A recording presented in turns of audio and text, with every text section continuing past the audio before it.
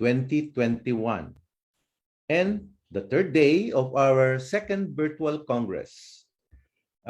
Hopefully, yung mga taga Northern Luzon, no, ng mga participants natin, mga kasamahan natin na sana ay naka-attend na sila ngayon kasi ay alam naman natin in the past 2 days sila ay dinaanan ng bagyo, and we hope they are all safe. Okay? As in the past 18 years, while we still miss the excitement of live audience participation, so iba talaga yung energy, no, nung mga ano natin sa UP Chatter, sa SMX, etc., no? Our 3-day virtual Congress are packed with informative presentations and discussions on the various fields of information technology, which we are sure you, the participants, will gain new knowledge from. Even with the pandemic that faces us to change how we do things, technology continues to play an important part and even becomes more relevant in our daily lives as students and IT professionals and would-be IT professionals. We try to continue pursuing the realization of our dream careers, even amidst the COVID-19 pandemic and the fourth industrial revolution that is happening now. For today's discussions, will revolve around research as a career and career development. I would like to emphasize that research is very important, not only as part of education or as a requirement for finishing your degree programs o para makagraduate, no? Lahat po ng pinag-uusapan natin, ang mga trends, ang mga datos, mga data na siyang batayan o basis ng mga presentation mula pa nung ating first day, will not be possible without research. Ang mabilis na pag-unlad o development sa teknolohiya ay hindi mangyayari kung walang research. There will be no innovations without research. IT companies all have R&D o yung tinatawag nating research and development units. Parating nakadikit ang development sa research. Mapapansin nyo sa pangalan ng mga unit na yan. And of course, they will be needing IT researchers or IT professionals that have skills also in research. Okay? For today, very much related for your career and development of your career in research are the following topics, no? Yung the National AI Roadmap para alam natin kung ano yung patutunguhan ng artificial intelligence, practical data science, no? Isang ano ngayon yan sa panahon ngayon, no? Women in computing, applied computer vision, 3D action role-playing game, etc., no? And in the afternoon, equally important and interesting topics for career development are 21st century skills, software engineering skills for the future, job roles in data analytics, and digital skills for the future, and open source, no? Importante yung open source, exceptional and everyday technology. We hope you will learn a lot today, as in the past 2 days. Again, on behalf of the organizers, the UP System IT Foundation, the UP Information Technology Development Center, the UP Diliman Department of Computer Science, and the University of the Philippine System, we welcome you to the 19th Youth Congress on Information Technology. To our thousands of participants in Zoom and YouTube all over the Philippines, thank you for attending. Thank you also to our speakers for sharing, for taking their time out, for sharing their ideas and knowledge, our sponsors and partners for continuously supporting Y4IT. Good day.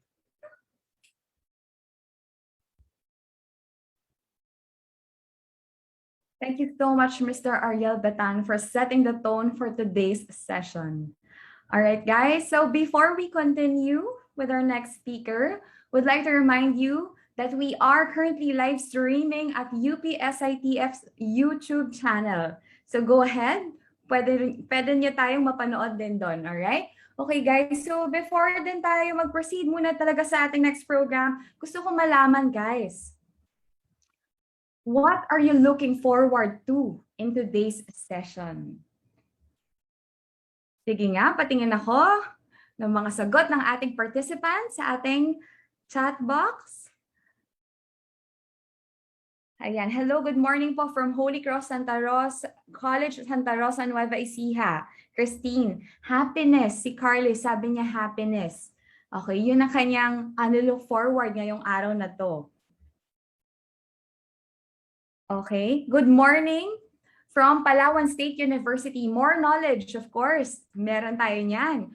For the next IT developer, yes. Excited si Annie Lynn. Thank you, Annie Lynn. More knowledge from Fern. To learn more about information technology, interesting facts, sabi ni Rand. All right. Okay, don't worry guys. Dahil, yes, yes, tama dyan. To learn more, inspiration, yes, we look forward to new opportunities. Next generation of Bill Gates. Wow. Looking forward for more inspirational messages and insightful talks from the speakers, from Nathan. Motivation for their career paths, from Mike. Yes, all right. Together we rise, from Mary. Thank you very much, guys. Yes, lahat yan mako-cover natin later sa ating discussions. Alright, so as mentioned, katulad ng mga Y4IT Day 1 and Day 2 natin, we want this seminar to be interactive and engaging. So please do share your questions to our speakers, your thoughts, and even messages of support to them.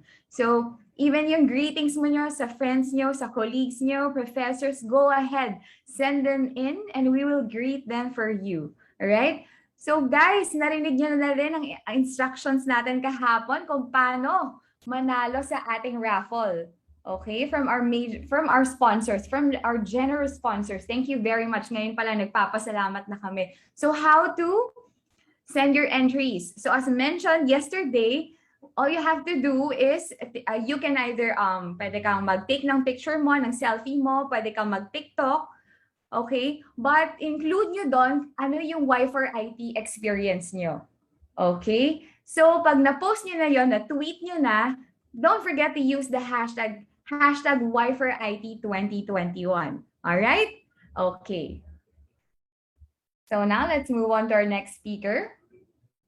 So our first speaker is the head of Asian Institute of Management's Aboitiz School of Innovation, Technology, and Entrepreneurship, the Executive Managing Director of the Analytics, Computing, and Complex Systems Laboratory, holder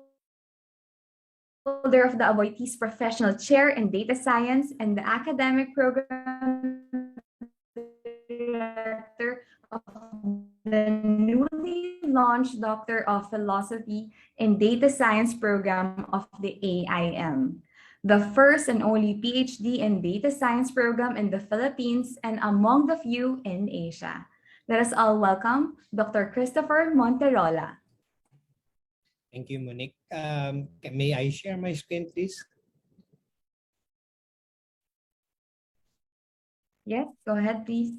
Can you see my screen? Yes, we can see your screen. Is it in the presenter's view? Yes.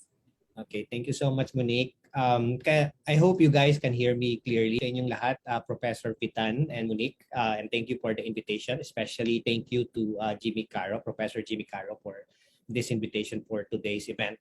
I believe that the theme for today's seminar is research as a career, and I would like to start with that idea that one thing na i-discuss ko po ngayon is the concept of data science, and data science is an applied research.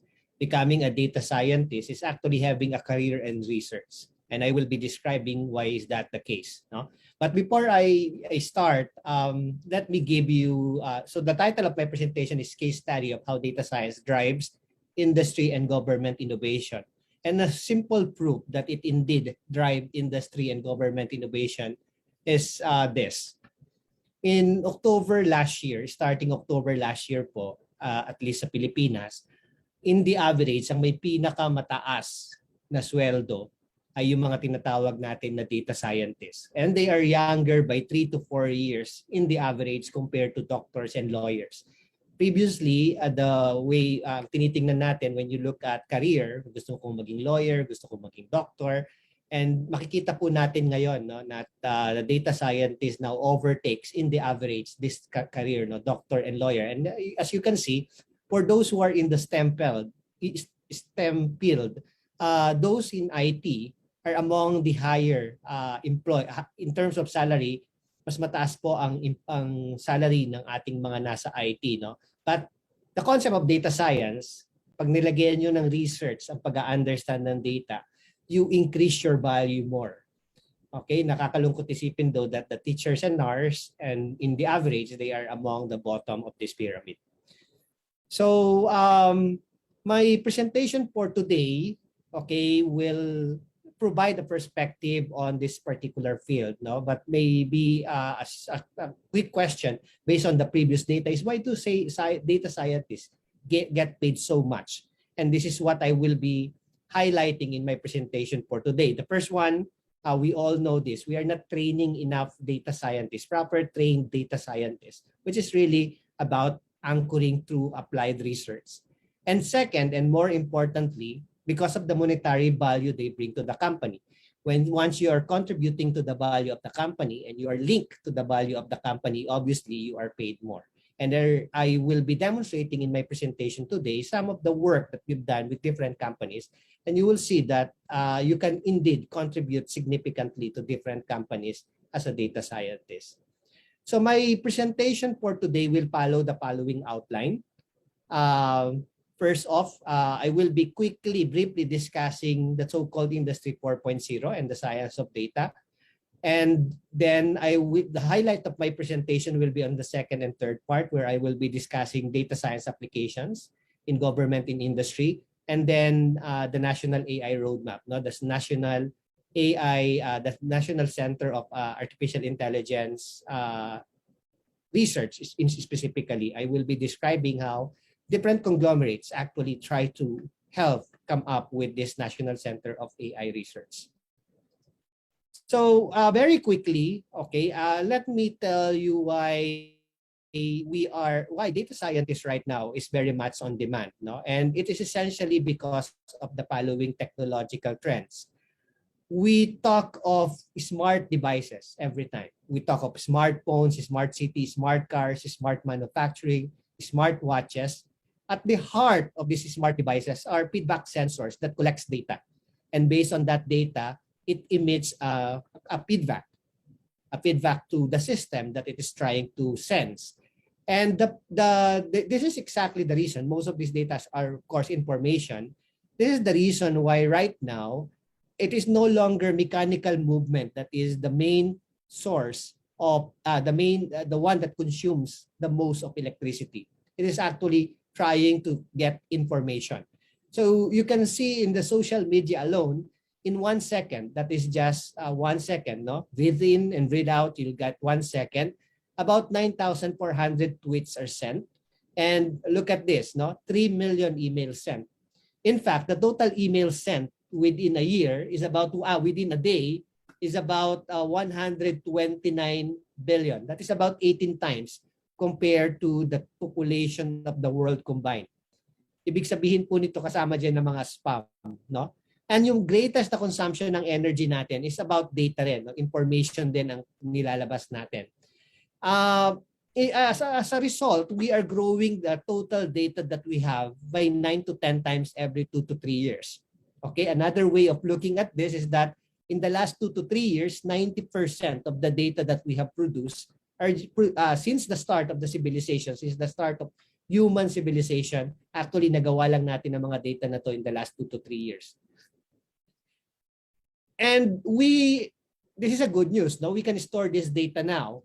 Sa mga katulad namin ni na Prof. Bitan, na abutan namin lahat ng devices na to, no? And as you can see, in 1980s, 1990s, gumagamit tayo nitong floppy, nitong disk na to that can only store 1.4 MB. Not even sufficient to store a high-resolution photo. Right now, it is common to see a 2 terabyte USB device that can store all your images. So we are producing a lot of image. This image can now be stored and it's becoming cheaper. No, it's becoming cheaper. In 1970s, 1 megabyte of data can cost $1 million. Now this cost is reduced to essentially almost zero, no, 0.00001 USD.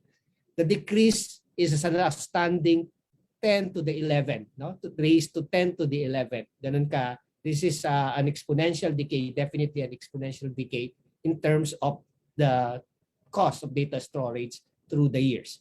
And also we have computers that can crunch this information or this data at a very fast pace, no? This is the first supercomputer and it's quite fast. It can do 5,000 instructions per second. The weight of this is 30 tons or 30,000 kilos. But even an old model of an iPhone, this is just an iPhone 7, iPhone 6, it can execute more than 25 billion instructions per second, which is 5 million times greater than the speed of the computer in the 60s that weighs more than 30,000 kilos. So this is essentially the driver of the so-called Industry 4.0. And to all our audience out there, ito po yung reason, yung big data, bigger storage, and very powerful computers, kaya hindi lamang nagkakaroon ng innovation, pero nag-accelerate ang innovation na nangyayari. New paradigms are being developed, new business models are being developed, and yung mga tinatawag natin na gut feel, nawawala na yan, no? Kasi nalalaman natin that there is a better way of doing business, no, or creating innovation more than the gut feel, but that is driven by data and technology. And though the good news is that, as you all know, technology has improved human lives. Medyo nabawasan ng konti yung span, but the trajectory is that it continues to increase, no, from 61 in 1937 to 77.5 years old in the average para sa human population. But the bad news is that the companies are actually, hindi ko alam kung necessarily bad news to, pero namamatay po yung mga companies. S&P 500 companies are the top 500 companies in the US stock market. You can imagine that these are actually the top 500 companies in the world. And from an initial of 75 years of lifespan, okay, in 2012, naging 15 years na lang po ang lifespan niya. In fact, 12 to 15 na ngayon yung lifespan ng mga companies na S&P 500. Ibig sabihin po nito, ito yung challenge sa generation ng mga bata ngayon, sa inyo po, ng mga estudyante dito. In your next job, pag hindi po katulad naming mga nasa 40s na, nasa 50s na, isang trabaho lang minsan, doon na kami forever. Ano, yung mga taga UP who is sponsored this, most probably they've been with the UP for the longest time. Pero kayo po, may challenge na ganyan, no? You have to find 3 to 4 jobs in your 40-year career. And it is important, therefore, na kailangan yung mga emerging technology, naturally na nalalagay ninyo sa inyong perspective. So why am I talking about AI? Because of all the technology that exists now, AI adoption across industries is the highest. No? That they are expecting 63% to 59%, and this is a 27 result, okay, of offerings and processes it will be impacting industries. And this has changed significantly since then, okay, in 2 years' time. About a year ago, they reported that the expectations for AI is now 93%, no? From 60% to 93%, that it should be incorporated in various processes in industries. So the technology with greatest impact, this is known as the ABC. As we all know, innovation is driven by technology, majority by technology. And these are the ABCs of those technology that drives innovation. AI accounts for about 72%, and the other 20% is given by the B, the blockchain technology, and C, the cloud computing. No? And these are just the expectations. Huge amount. It can add to the economy by 2030, and in the Philippines, this will be about 12% uplift to the Philippine GDP. And this is assuming that we are pursuing the current trajectory, no, which is not, in my opinion, still ideal. We can still improve. So the second part of my presentation, I will be highlighting data science applications in government and industry, and hopefully by providing or discussing this, you will have an idea that, hey, indeed, data science is a research degree. It's an applied research degree. And the better, and for the first time in a long, long time, ang isang research degree po sa Pilipinas can be paid handsomely. No? Ang isang data science na nagsosolve ng mga problems coming from data can be paid handsomely. Okay, again, okay, the reason for that is let me go back to people. At the end of the day, this is all about people, no? Because of data, we know how people are connected. So this is just the social media and the connection of the different people. Because of data, we know how people actually interact with existing institutions, katulad po ng mga ATMs, no? So alam natin kung nasaan ang wealth at any point in time. And because of data, we also know how people are moving. This is just the arrival of people in airports, no? At nakikita po natin na kaya na nating makita at ma-predict nasaan ang mga tao at any point in time. And now, we have a better understanding of how diseases, gossips, and information propagate. Despite the fact na napakarami na pong COVID cases, nakikita natin na itong COVID na nararamdaman natin na to, lalo na itong Delta variant, this is worse than the 1918 to 1919 Spanish flu that has actually impacted almost everyone in the population in the world. Medyo napiprevent pa po natin ngayon ito dahil nga mas alam natin kung paano nagpo-propagate ang mga disease. At mas konti ang namamatay po ngayon. So, this is one thing that I would like to emphasize, that is the value of data science. It allows you to actually understand the human being without your biases. Ang dami-dami pong bias ng tao. More than thousands ng biases ng tao. At dahil sa biases na yon, nagiging hindi clear sa atin kung gusto natin mag-empathize sa kapwa natin. Actually, most of the time, this is a projection of our own personal experience. But with data science, we know better now what are the things that consumers want, what are the things that our fellow kababayan, ang mga kaibigan natin, actually those are the things that they want. So bottom line is now we have a better understanding of the nature of human. And exactly this is the reason why innovation, 70% of which, as what I've shown in the previous figure, is really driven by two things. The first one is understanding data science. Here is where artificial intelligence comes in. But the second concept is that you need to add entrepreneurship to it. Understand value creation.